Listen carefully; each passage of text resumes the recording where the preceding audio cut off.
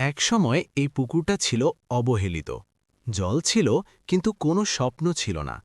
কিন্তু একদিন সিদ্ধান্ত নিলাম এই পুকুরটাই হবে আমার সফলতার গল্পের শুরু। শুরুটা সহজ ছিল না।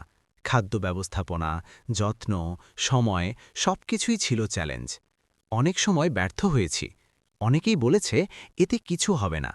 কিন্তু আমি থামিনি, কারণ আমি জানতাম ধৈর্য আর পরিশ্রম একদিন ফল দেবে। প্রতিদিন একটু একটু করে এগিয়েছি। মাছের যত্ন নিয়েছি, পানি ঠিক রেখেছি, নিজের স্বপ্নকে বাঁচিয়ে রেখেছি। আর আজ এই পুকুর থেকে উঠছে বড় বড় মাছ। আমার পরিশ্রমের ফল, আমার বিশ্বাসের প্রমাণ। এই মাছগুলো শুধু মাছ না, এগুলো আমার সংগ্রাম, আমার স্বপ্ন, আমার সফলতার প্রতীক। মনে রেখো, ছোট শুরু মানেই ছোট স্বপ্ন না। ধৈর্য রাখো, কাজ করে যাও, একদিন তোমার পুকুর থেকেও উঠবে সফলতার গল্প।